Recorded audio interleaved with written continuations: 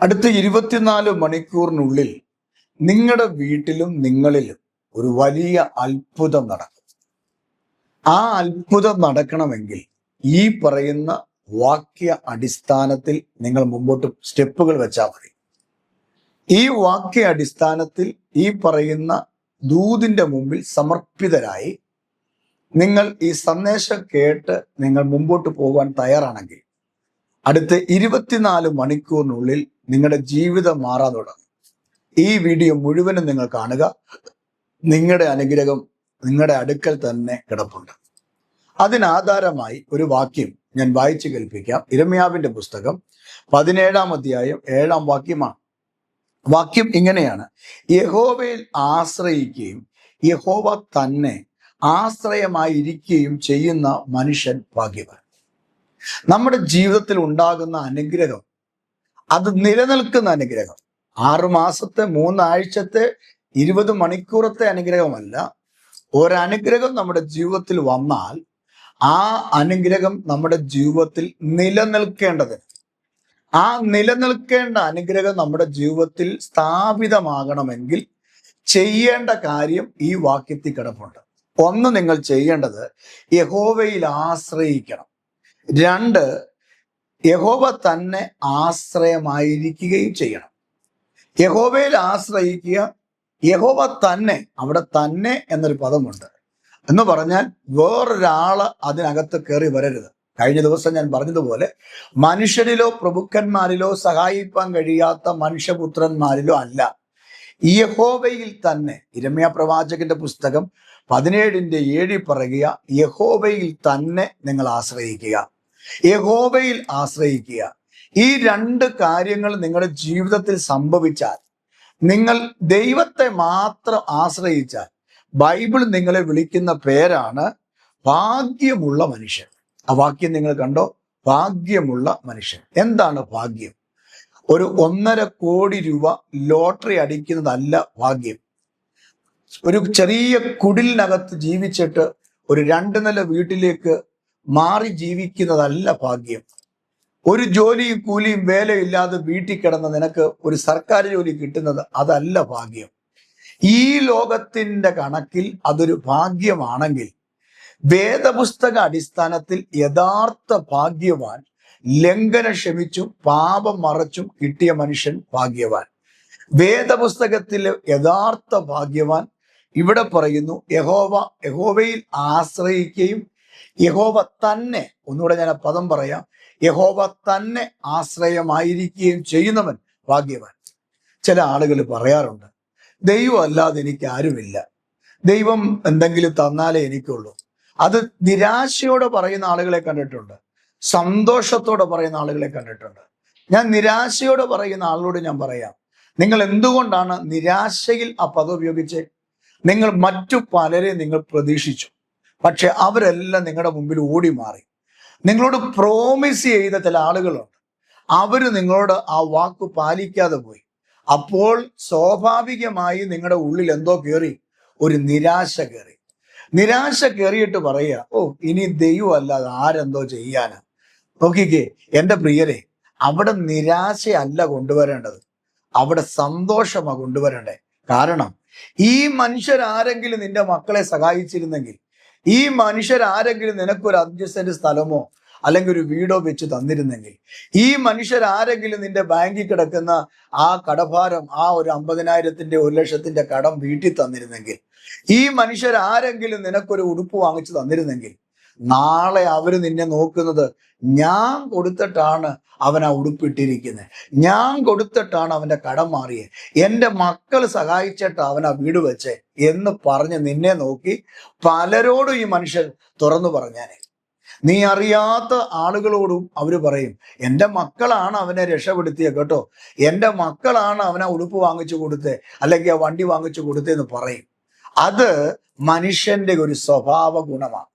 എന്നാൽ ദൈവസന്നിധിയിൽ ഞാൻ വിളിച്ചു പറയട്ടെ, ഇവിടെ ദൈവത്തെ മാത്രം ആശ്രയിച്ച നീ, എനിക്ക് ദൈവമേ ഇനി ഉള്ളൂ എന്ന് പറഞ്ഞ് നിരാശയോടല്ല പറയണ്ടേ. കാരണം സന്തോഷം അതിനകത്ത് വരണം. കാര്യം ദൈവം നിനക്ക് എന്തെങ്കിലും ഉണ്ടെങ്കിൽ, ദൈവം നിനക്കൊരു വസ്തു തന്നാൽ, വീട് തന്നാൽ, കാറ് തന്നാൽ, ജോലി തന്നാൽ, പഠനം നടത്താൻ ബുദ്ധിയും പണവും തന്നാൽ, അത് ദൈവം തന്നെയാണെങ്കിൽ അതിനർത്ഥം ഒരു മനുഷ്യനും അത് അറിയേയില്ല.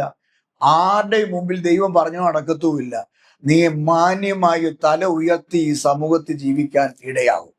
അതുകൊണ്ട് ദൈവത്തിൽ ആശ്രയിക്കുകയും ദൈവം തന്നെ ആശ്രയമായിരിക്കുകയും ചെയ്യുന്ന എൻ്റെ വാത്സല്യ സഹോദരങ്ങളോട്, എൻ്റെ വാത്സല്യ മാതാപിതാക്കളോട് ഞാൻ പറയട്ടെ, സന്തോഷിച്ചോണം.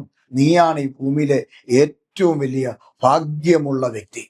അതുകൊണ്ട് ദൈവത്തിൽ ആശ്രയിച്ചാൽ, ദൈവത്തിൽ മാത്രം ആശ്രയിച്ചാൽ, നിന്റെ ആ നീറിപ്പുകയുന്ന വിഷയമുണ്ടല്ലോ, കരഞ്ഞു മടുത്ത വിഷയം, ഉപവസിച്ച് കുടലുണക്കിയ വിഷയം, രക്തം വെള്ളമാക്കി പ്രാർത്ഥിച്ച വിഷയം, നോക്കുക, ഹൃദയം പൊട്ടി ഏങ്ങലടിച്ച് മാസങ്ങളും വർഷങ്ങളുമായി ഇതിനൊരു വിടുതൽ തരണമേ എന്ന് പറഞ്ഞ് കാത്തിരുന്ന വിഷയം, ദൈവത്തിൽ മാത്രം നീ ആശ്രയിച്ച് മറ്റുള്ളവരുടെ മുഖത്തുനിന്ന് കണ്ണെടുത്തിട്ട് ആ കണ്ണ് സ്വർഗത്തിലെ ദൈവത്തിങ്കിലേക്ക് നീ കൊടുക്കുന്നെങ്കിൽ, ഞാൻ ഇന്ന് രാവിലെ ഉറപ്പിച്ചു പറയാം, അടുത്ത 24 മണിക്കൂറിനകത്ത് ഒരത്ഭുതം സംഭവിക്കും.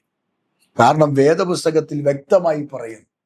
ഈ യിരെമ്യാ പ്രവാചകന്റെ പുസ്തകം 17-ാം അധ്യായം 2 തരത്തിലുള്ള മനുഷ്യരെ കുറിച്ച് കാണാൻ കഴിയും. അതില് 5 മുതൽ 6 വരെയുള്ള വാക്യങ്ങൾ കാണുമ്പോൾ മനുഷ്യരിൽ ആശ്രയിക്കുന്ന വ്യക്തികളെ കുറിച്ചാണ് പറയുന്നത്. മനുഷ്യരിൽ ആശ്രയിക്കുന്നത്, എന്ത് വന്നാലും മനുഷ്യരിൽ ആശ്രയിക്കുക.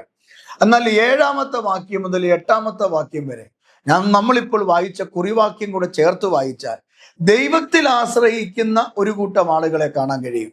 മനുഷ്യരിൽ ആശ്രയിക്കുകയും ദൈവത്തിൽ ആശ്രയിക്കുകയും ചെയ്യുന്ന 2 കൂട്ടരാണ് ഈ ഒരു അധ്യായത്തിൽ കഴിയുന്നത്. അങ്ങനെയെങ്കിൽ വേദപുസ്തകം പറയുക, മനുഷ്യരിലല്ല ദൈവത്തിൽ തന്നെ ആശ്രയിക്കണം. കാരണം സദൃശ്യവാക്യം 3:5 ഇങ്ങനെയാണ് പറയുന്നത്: പൂർണ്ണ ഹൃദയത്തോടെ യഹോവയിൽ ആശ്രയിക്കുക, സ്വന്തം വിവേകത്തിൽ ഊന്നരുത്. നിന്റെ എല്ലാ വഴികളിലും അവനെ നനച്ചുകൊള്ളുക, അവൻ നിന്റെ പാതകളെ നേരെയാക്കും. നിനക്ക് തന്നെ നീ ജ്ഞാനിയായി തോന്നരുത്, യഹോവയെ ഭയപ്പെട്ടു ദോഷം വിട്ടുമാറുക. എങ്ങനെ ദൈവത്തെ ആശ്രയിക്കണം? ഞാനൊരു ജ്ഞാനിയാണെന്ന് പറഞ്ഞ് സ്വയം നമ്മളെ തന്നെ നശിപ്പിക്കാതെ എല്ലാ വഴികളിലും ദൈവത്തെ നനച്ച് ദൈവത്തെ ഓർത്തുകൊണ്ട് നമ്മുടെ പാത നേരെയാക്കി, തെറ്റിലേക്ക് പോകാതെ, കുഴിയിലേക്ക് പോകാതെ, അനർത്ഥങ്ങളിലേക്കും പാപത്തിലേക്കും പോകാതെ നേരെയാക്കി പൂർണ്ണ ഹൃദയത്തോടെ യഹോവയിൽ ആശ്രയിക്കുക. സ്വന്തം വിവേകത്തിൽ ഊന്നാതെ, സ്വന്തം ബുദ്ധിക്കും ശക്തിക്കും ഊന്നാതെ ദൈവസന്നിധിയിൽ പൂർണ്ണ വിവേകത്തോടെ, പൂർണ്ണ ഹൃദയത്തോടെ ആശ്രയിക്കണം. അപ്പോ അടുത്ത 24 മണിക്കൂറിനുള്ളിൽ, 24 അവേഴ്സിനുള്ളിൽ നിന്റെ ജീവിതത്തിൽ മിറക്കൾ ഉണ്ടാകണമെങ്കിൽ നീ ചെയ്യേണ്ട കാര്യം ഇത്രയേ ഉള്ളൂ. നിന്റെ പണമോ നീ സമ്പാദിച്ചു കൂട്ടിയ ഒന്നും ദൈവത്തിന്റെ പേരിൽ മറ്റൊരാൾക്ക് കൊടുക്കണ്ട. പകരം ഹൃദയം ഒന്ന് പൂർണ്ണമാക്കി ദൈവസന്നിധിയിൽ ഒന്ന് ആശ്രയിച്ച് സ്വന്തമായുള്ള ആ വിവേകം, സ്വന്തമായുള്ള ആ ചിന്തയും ആ അറിവും ആ വിദ്യാഭ്യാസവും ആ വാക്കുചാതുര്യവും ഭാഷയും ഒക്കെ വലുതായിട്ട് കാണാതെ, ദൈവമല്ലാതെ എൻ്റെ ജീവിതത്തിൽ ഒന്നുമില്ല, ദൈവത്തിന് മാത്രമേ എന്നെ സഹായിക്കാൻ കഴിയൂ എന്ന് പൂർണ്ണമായി ദൈവസന്നിധി സമർപ്പിച്ച് പൂർണ്ണ ഹൃദയത്തോടെ ദൈവത്തിൽ ആശ്രയിച്ചാൽ അത്ഭുതം നടക്കും. പൂർണ്ണ ഹൃദയത്തിൽ ദൈവസന്നിധി നിന്നെ തന്നെ കൊടുത്താൽ പ്രതീക്ഷിക്കാത്ത വിടുതൽ സംഭവിക്കും.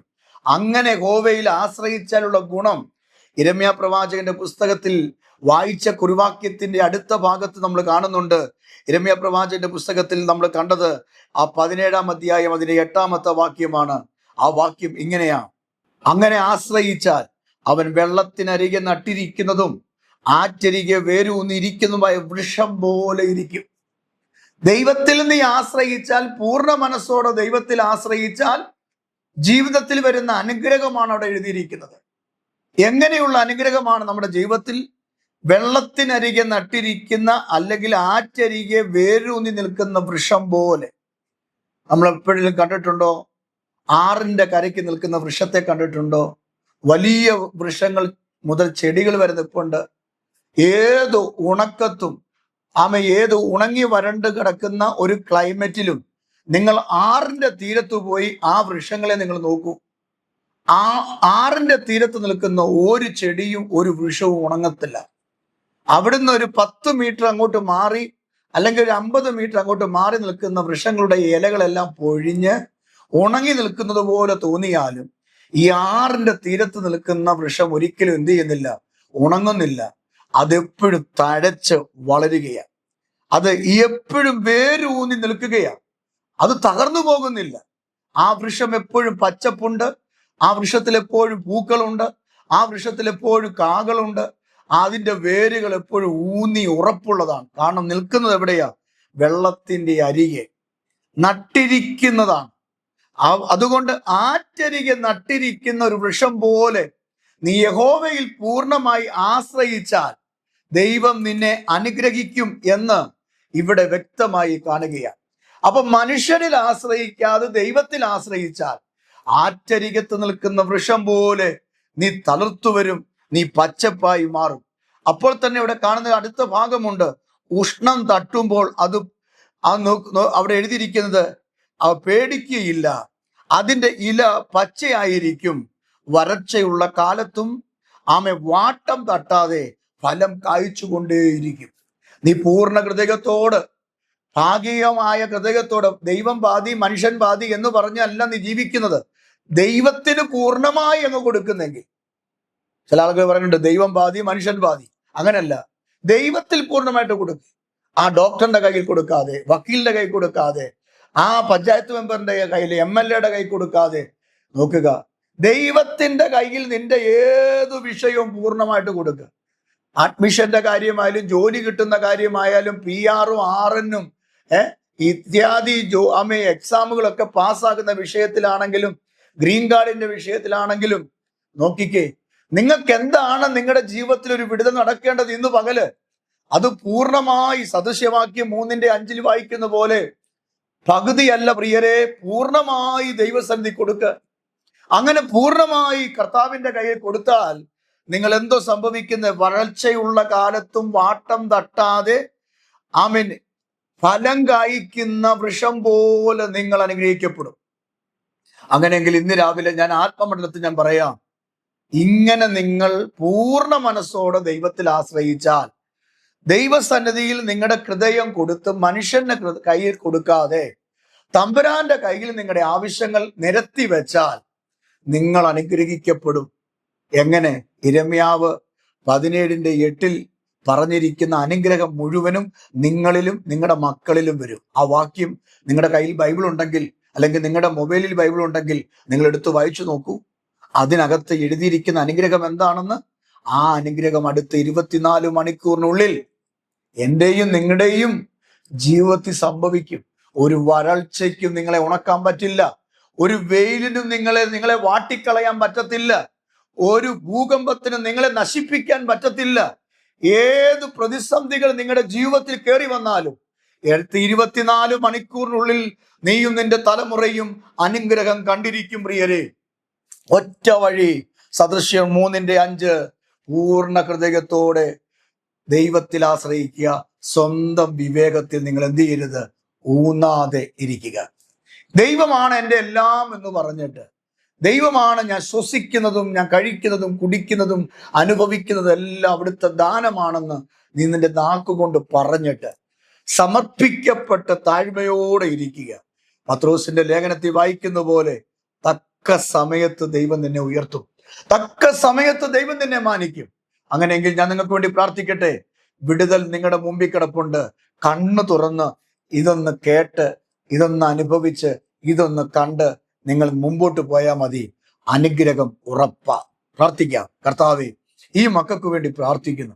അടഞ്ഞു കിടക്കുന്ന വഴി, ഉണങ്ങിക്കിടക്കുന്ന പ്രതലങ്ങൾ, ആറ്റരികത്ത് നട്ടിരിക്കുന്ന വെള്ളത്തിന്റെ അരികെ നിൽക്കുന്ന വൃക്ഷം പോലെ, ഏത് ഉഷ്ണകാലത്തും ഫലം കായ്ക്കുന്ന വൃക്ഷം പോലെ വാടിപ്പോകാതെ, അത് ഉഷ്ണം തട്ടുമ്പോൾ അത് പേടിച്ചു പോകാതെ, അതിന്റെ ഇലകളൊന്നും ഉണങ്ങിപ്പോകാതെ പച്ചയായി നിന്ന് ഫലം പുറപ്പെടുവിക്കുന്നത് പോലെ അടുത്ത 24 മണിക്കൂറിനുള്ളിൽ ഈ സന്ദേശം കേട്ട ഈ മക്കൾ അനുഗ്രഹിക്കപ്പെടട്ടെ. ഞങ്ങൾ പൂർണ്ണ ഹൃദയം അങ്ങിൽ തന്നെ അർപ്പിച്ച്, മറ്റുള്ള ഒരു മനുഷ്യരിലല്ല, കർത്താവെ, അങ്ങിൽ തന്നെ ആശ്രയിച്ച് അങ്ങയോട് മാത്രം പ്രാർത്ഥിച്ച് മുമ്പോട്ട് പോകുവാൻ ഞങ്ങൾക്ക് കൃപ ചെയ്യണേ. അവിടുന്നാണല്ലോ ഞങ്ങൾക്ക് ശക്തി, അവിടുന്നാണല്ലോ ഞങ്ങൾക്ക് കൃപ. ആകയാൽ ദൈവത്തിന്റെ കൃപ കൊണ്ട് കർത്താവ് ഇവരെ അനുഗ്രഹിക്കണമേ. യേശുവിൻ നാമം തന്നെ ആമേൻ. ഈ സന്ദേശം നിങ്ങൾക്ക് അനുഗ്രഹമാകുന്നെങ്കിൽ മറ്റുള്ള നിങ്ങളുടെ സുഹൃത്തുക്കൾക്കും അയച്ചു കൊടുക്കണം. അപ്പോൾ തന്നെ നിങ്ങളുടെ കമന്റ് ബോക്സിൽ നിങ്ങളുടെ അഭിപ്രായങ്ങളും പ്രാർത്ഥനാ വിഷയങ്ങളും കമന്റ് ചെയ്യുക. ഞങ്ങൾ നിങ്ങൾക്ക് വേണ്ടി പ്രാർത്ഥിക്കും. ഗ്രേസ് ടിവിയുടെ പ്രവർത്തനങ്ങളെ ഓർത്തു നിങ്ങൾ പ്രാർത്ഥിക്കുക.